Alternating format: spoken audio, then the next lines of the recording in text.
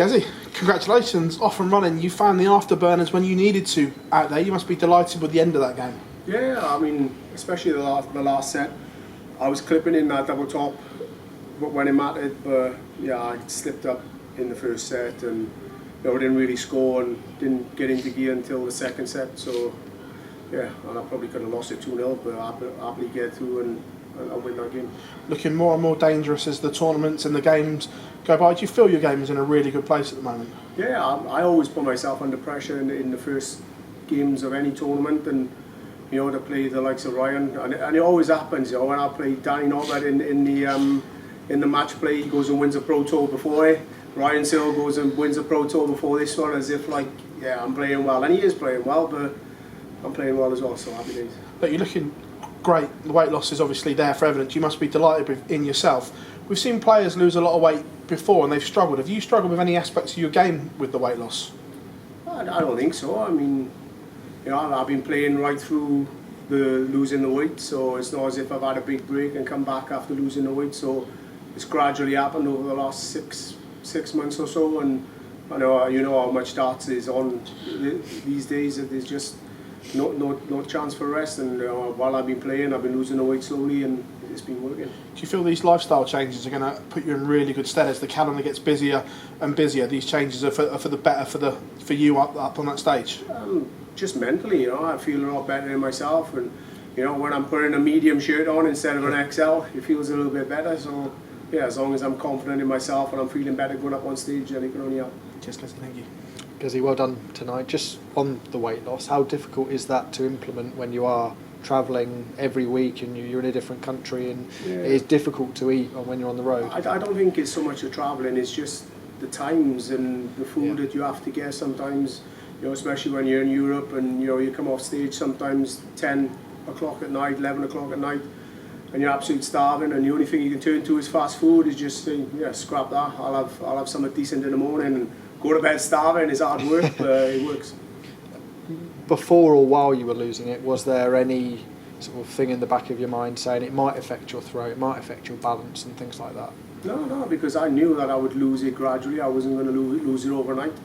Yeah. I mean, I haven't lost a lot of fat on my arms, so my arm's my arm, and as long as you're practicing and you get that muscle memory and that repetition, I don't, you can certainly be with different people, and it can affect different people different ways, but it's been all right with me.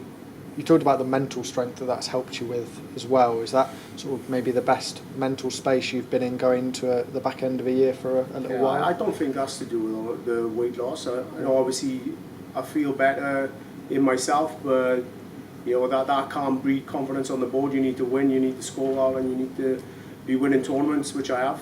And I think since the World Championship last year, when I spoke to a sports psychologist, I've been in a better place since then. Okay, thank you. Well done, Gazzy, on that. You've got a really good record in this tournament apart from last year, yet we've seen other top players, Michael Smith, Rob Cross for example, both former world champions, really struggle in this format. Why do you think you're so comfortable with it, yet other top players who are successful everywhere else can't seem to get to grips with it? I don't feel comfortable. I mean, I hate the tournament. I don't say I hate it, I always do well in it, but to double in on a set format is the worst possible tournament for me, but I don't know, I seem to do well in it, and sometimes you get a little bit of luck. I don't think I had luck today. I thought I played well towards the end of the game, but I don't know, just luck must be on my side sometimes in this tournament. If you play at the level that you played in that last set, will that be enough to take you to this title, do you think? Yeah, as long as I get myself in, first 3 darts, doesn't matter if it's first, second or third, I know my scoring game will come, and I don't have to put myself, because when you miss 3 or 5 or 6 darts, then you force the next couple when you start scoring and you're chasing the game. So as long as I can get in early and relax while I'm scoring, I'll be fine. Since we last spoke to you, the PDC have announced that for the first time the World Series will go to Saudi Arabia. We expect that you'll be in that World Series lineup. What do you think about what do you think about that? Because you've always said that you don't care where tournaments are, you don't care where World Championships are. So what are your thoughts on that announcement? Yeah, I mean, to go anywhere in the world, as long as I'm involved in the World Series, I'm happy. Wherever we go, I'm willing to turn up and play, but I'm sure Barry and everybody else involved with the PDC know what they're doing, and wherever we go in the world, I'm going to turn up and play, so I'm happy with that. Well done tonight, Gazzy, thank you. No worries. Congratulations, Gezi. How tough an opponent was Ryan Searle tonight, and how pleased were you with your performance on the, especially on your finishing doubles? Yeah, I felt like Ryan was going to be a tough game today, which he was. I thought the game was probably, he was going to play exactly the way he did. You know, he's a good scorer. He clips that double top more often than not. Sometimes he can't see it going in, and it frustrates you when he steps back and is in, plumb in the middle. But yeah, he's a great player. But I'm playing some good stuff. I was confident I was going to come through the game. But you know, one set down, my back's against the wall, and I always doubt myself sometimes. But yeah, I won. And you seem to love it here. So to win this, would this be sort of the kickstart in the lead up to the Worlds? Yeah, I feel like I'm in a good place. I said in my interview earlier that I think I'm going to have a good back end of this year, and you know, if I go and win this tournament, then it's, you know, only going to breed confidence for the rest of them. But yeah, I'm back into the Grand Slam, which is one of my favourite tournaments, and I've won that a couple of times. So I'm targeting that one in the Worlds, but yeah, this one's there as well. Yeah, thanks. Have you set yourself any like minimum goals going into the back end of this year? Yeah, I want to win the Worlds. I don't care about anything else, but I'm in everything. I want to win everything, but the World Championship, I want that one, and I want to, you know, get myself back into the top 4 in the world and start playing in a bit more, because this year I've played in a lot more Pro Tours and Europeans, got myself back up to Pro Tour #1, Players Championship #1, and I'm right up there, I think, in the top 5, 6 of the European Championship finals. So when I turn up and I put my mind on it, then yeah, my rankings can climb. How much has that £1 million prize money changed the mindset for yourself going into the Worlds then? Yeah, obviously that's great. Obviously if it was no money, we wouldn't be here. We were working somewhere else. But you know, yeah, £1 million great.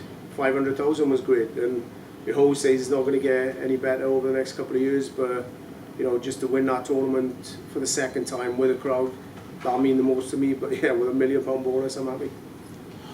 Gezi, just on the Saudi Arabia one, I don't know if have you watched the Matchroom documentary yet, where Turkey had the Sheikh, we were talking about it, he said he wants to do something crazy with darts. Would you like to see something new, something different than over in Saudi? What would you like to see? Like they could bring someone in, you know, like they have the golden ball in snooker.